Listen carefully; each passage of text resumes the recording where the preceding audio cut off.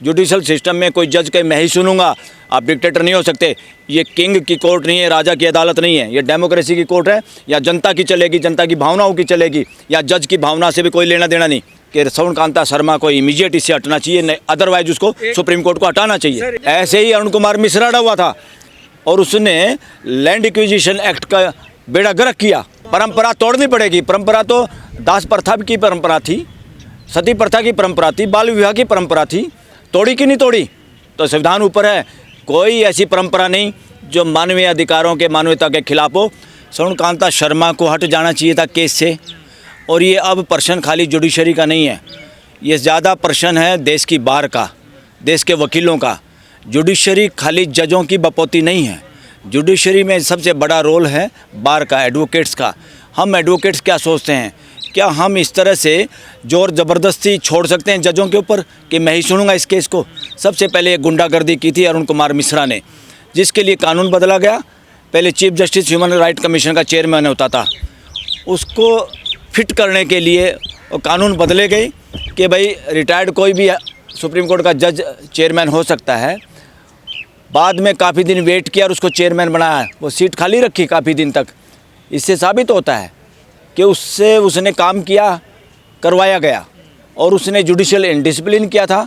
एक मामले में उसने खुद ऐसा फैसला दिया था, फिर उसी में गोगोई और अरुण कुमार मिश्रा, और बड़ी बात तो ये है बाकी 4 जज भी उसके साथ मिल गए। जब उसने रिक्यूजल से हटने से मना किया, वो 4 जज ने भी सहमति दे दी। वो भी संदेह के घेरे में आता है। उन्होंने देश के जुडिशल सिस्टम को कमज़ोर किया है। बार को देखना चाहिए। और श्रवण कांता के शर्मा के मामले में भी यही, बार को स्टैंड लेना चाहिए इसमें। यहाँ बात केजरीवाल की नहीं है, बार के स्टैंड ले सकती है इसमें। बार रिजोल्यूशन पास करती है, हाई कोर्ट बार एसोसिएशन, कि आप रिक्यूजल करिए, रिजोल्यूशन पास कर सकती है। ऐसे तो न्यायपालिका की साख पे दाव लग जाएगा, हर कोई खड़ा हो जाएगा। हर कोई कैसे, हर कोई कैसे खड़ा होगा भाई?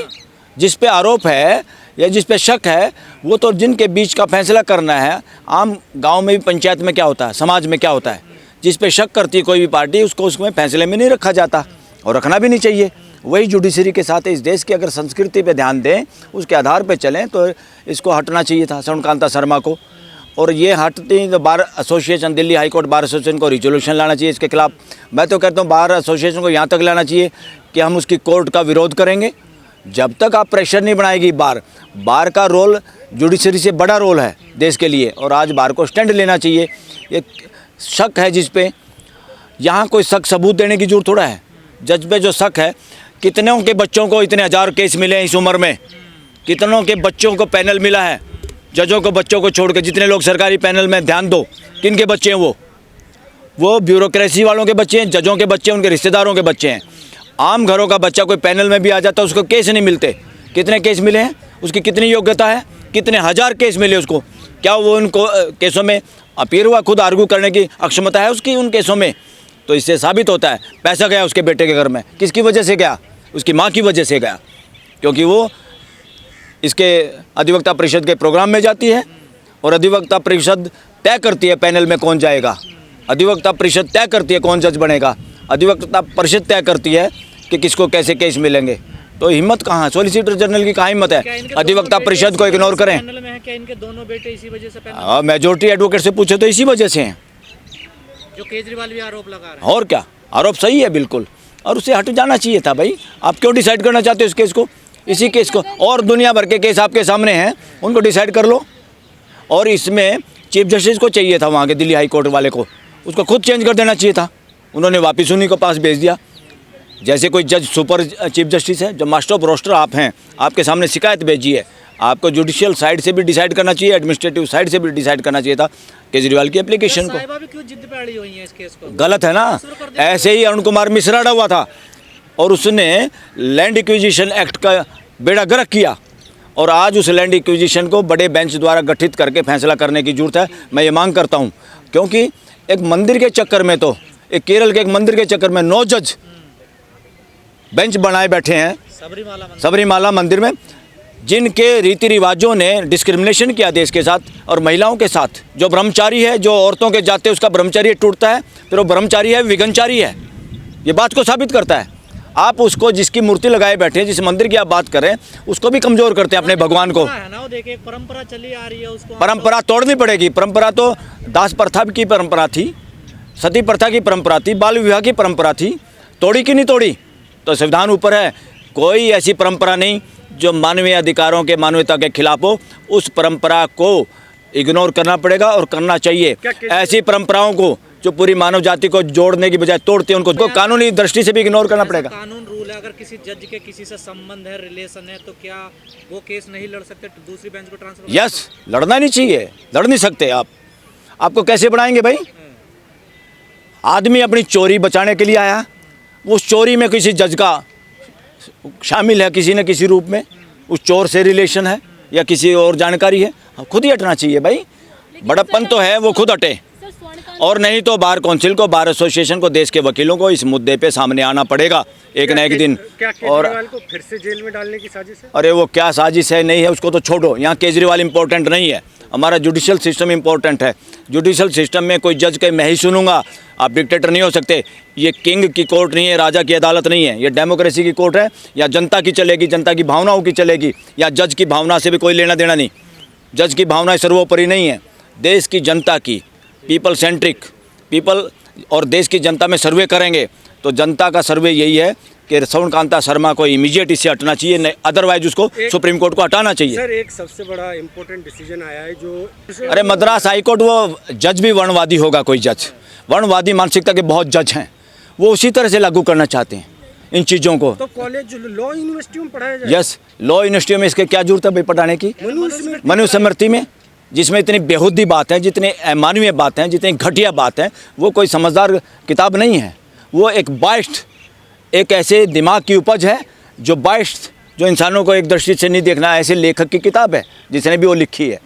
वो मन गढ़ंत और फ्रॉड किताब है। जो बात जज कह रहे हैं वही बाबा कह रहे थे, तो सेम हो गए ना, कोई पढ़े लिखने और क्या, ऐसा जज हो चाहे बाबा हो, सबका विरोध करने की जरूरत है और करना पड़ेगा। संविधान के खिलाफ जो भी बात करता है, चाहे वो जज भी है, उसका विरोध करना भी लाजमी है और ज़रूरी है।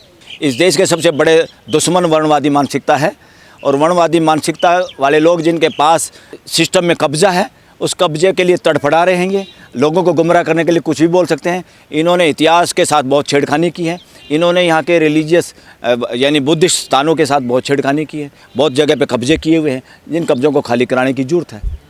तो ये एंटी डिफेक्शन लॉ है, उसमें क्या ऐसे प्रावधान नहीं हो सकते कि कोई भी पार्टी को तोड़ ले और कुछ ना हो? अरे बात सुनो, जो ये 7 MP जिनकी आप बात कर रहे हैं गए हैं, ये गैर कानूनी है, असंवैधानिक है। क्योंकि 10वें शेड्यूल में जिसको एंटी डिफेक्शन लॉ कह रहे हैं, इधर से उधर जाने का, अब डिफेक्शन करने का तो कानून बंद कर दिया संविधान संशोधन करके। 91 संशोधन जो हुआ था 91 में, उसमें बदल दिया। अब क्या किया है, मर्ज कर सकती हैं पार्टियाँ, और मर्ज पार्टियां कर सकती हैं तो उसमें सबसे पहली कंडीशन है, पार्टी मर्ज करेगी, वो आर्टिकल या सेक्शन 4A में लिखा है। भाई कैसे करेगी? जो पार्टी किसी पार्टी के साथ मर्ज करना चाहती है वो कर सकती है। अगर वो मर्ज करती है तो उसके चुने हुए नुमाइंदों को एंटी डिफेक्शन लॉ के हिसाब से अयोग्य नहीं ठहराया जा सकता। दूसरी कंडीशन क्या है कि उसका मर्ज सही जब माना जाएगा दूसरी पार्टी के साथ, जब उसके चुने हुए नुमाइंदे भी 2/3 हिस्सा पार्टी के साथ मर्ज कर जाएं। ये कंडीशनल है। अब ये बिना पार्टी के खुद मर्ज हो गए, ये गैर कानूनी है, इनको सस्पेंड करना चाहिए। सभापति ने असंवैधानिक फैसला है, उसको तो उसका इस्तीफा मांगना चाहिए, उसके खिलाफ वो इम्पीचमेंट लानी चाहिए, नो कॉन्फिडेंस मोशन लाना चाहिए अपोजिशन को। कोर्ट में ये हो सकता है? अरे कोर्ट में हो सकता है, कोर्ट कितनी ढीली हैं, कछुए की कैसी चाल चल रहे हैं ये लोग। अगर इस मामलों पे क्लियर है लो तो 4A के तहत जो तय किया गया पार्टी कैसे दूसरी पार्टी के साथ मर्ज कर सकती है, उसमें कंडीशन है फिर कि भाई उसके चुने हुए नुमाइंदे अगर पार्टी दूसरी पार्टी के साथ मर्ज करती है वो डिस्क्वालीफाई नहीं होंगे। दूसरे में उसको एक्सप्लेन किया गया है कि उसके 2/3 कम से कम जाने चाहिए पार्टी के साथ, तब पार्टी का मर्ज माना जाएगा। या पार्टी ने तो मर्ज किया नहीं, वो खुद ही चले गए 2/3। That is totally nonsense, unconstitutional. क्योंकि इंडिपेंडेंट MLA हो, MP हो, वो दूसरी पार्टी में शामिल नहीं हो सकता जीतने के बाद। तो बताओ ये कैसे साबित जा सकते हैं? ये किसी पार्टी के आदमी है, वो पार्टी मिली नहीं है, बिना पार्टी के मिले ये खुद कैसे मिल सकते हैं? नहीं मिल सकते। अरे जनता को सर्वोपरि मानने के लिए पीपल सेंट्रिक कानून है कि चुना हुआ इंडिपेंडेंट MLA MP भी चुनने के बाद किसी पार्टी में नहीं जा सकता, वोट दे सकता मगर पार्टी में शामिल नहीं हो सकता, क्योंकि वहाँ की जनता ने उसको सभी पार्टियों को लात मार के इग्नोर करके तब इंडिपेंडेंट को जिताया है, इसलिए वो नहीं जा सकता। और जब वो नहीं जा सकता तो ये कैसे जा सकते हैं पार्टी को छोड़ के, बिना पार्टी के चुने हुए लोग। यहाँ भी लोगों की राय, लोगों ने वोट इनको क्यों दिए? सिर्फ आप पार्टी की वजह से, और आप पार्टी ने मर्ज नहीं किया तो ये मर्ज नहीं कर सकते। ये टोटली गैरकानूनी है, ये फ्रॉड है। और मैं तो कहूँ जनता को घेर लेना चाहिए पार्लियामेंट को इस मुद्दे पे, क्योंकि ये सरेआम गुंडाई कर रहे हैं। कानून की व्याख्या जो स्पष्ट है उसको गलत तरीके से करना चाहते हैं, इसलिए जनता को खुद खड़ा होना पड़ेगा। मुझे नहीं लगता कोर्टों से न्याय मिलेगा। कोर्टों ने पहले भी इस तरह के मामलों में जो एक दो इम्पोर्टेंट जो मामले हैं वहाँ भी कोर्टों ने कहा है, सुप्रीम कोर्ट ने, कि पार्टी लोगों को महत्व दिया जाता है जहाँ से आप चुन के आए हैं, इसलिए उनको अगर महत्व दें तो आप पार्टी की वजह से इनको वोट मिली, आप पार्टी ने मर्ज नहीं किया, ये मर्ज नहीं कर सकते। रद्द होनी चाहिए। मगर आज ही मुझे पता चला, मैंने देखा न्यूज़ में कि सभापति ने इनको एक्सेप्ट कर लिया, इनका प्रपोजल। ये गुंडागर्दी है, ये संविधान के खिलाफ है। तो ये लोकतंत्र की लूट है, लोकतंत्र की लूट है, लोकतंत्र पे डाका है, लोकतंत्र की हत्या है, लोकतंत्र के साथ व्यभिचार है। तो क्या होना चाहिए आगे? आगे क्या होना चाहिए? कोर्ट को सुओ मोटो एक्शन लेना चाहिए और इन पार्टियों को भी कोर्ट के सामने आना चाहिए। कोर्ट को डे टू डे करके सैटरडे संडे को भी दिन रात ये केस सुन के डिसाइड करना चाहिए। अदरवाइज़ ये देश का बहुत बड़ा प्रश्न चिन्ह हो जाएगा कि देश की जुडिशरी डरी हुई है या कंप्रोमाइज है। ये बात फिर खुल के सामने आएगी देश के अंदर। लोकतंत्र में जनता सर्वोपरि है, लेकिन लोकतंत्र ही के जो चुने हुए नुमाइंदे अपनी मनमर्जी कर रहे हैं। अरे वो मनमर्जी कर रहे, वो तो कर सकते हैं। ऐसे लोगों को पकड़ने का काम हाई कोर्ट और सुप्रीम कोर्ट का है, इनको करना चाहिए। अब हाई कोर्ट सुप्रीम कोर्ट के जज कह रहे हैं मनुस्मृति पढ़ाइए, तो इससे पता चलता है कि कौन है ये लोग। ये इसके काबिल ही नहीं हाई कोर्ट सुप्रीम कोर्ट में आने के काबिल। हाई कोर्ट सुप्रीम कोर्ट में काफ़ी ऐसे लोग हैं जो काबिल नहीं हैं, जो संविधान के हिसाब से काम नहीं कर पा रहे, संविधान को समझ नहीं पा रहे या समझना नहीं चाहते। तो कुछ जज तो ऐसे भी बोल रहे हैं कि मैं आरएसएस की शाखा में जब जब गई मेरे को प्रमोशन मिला। यस, वो इसी को मिला। क्या नाम है इसका? स्वर्णकांता शर्मा। इसको कहने की जरूरत पड़ी और इसीलिए तो शाखा में जाती थी। ये प्रमोशन इसीलिए हुआ है, नहीं तो हो सकता है हाईकोर्ट की जज ही ना बनती। ये वकीलों से पूछो, यही राय है, यही निष्कर्ष निकलता है।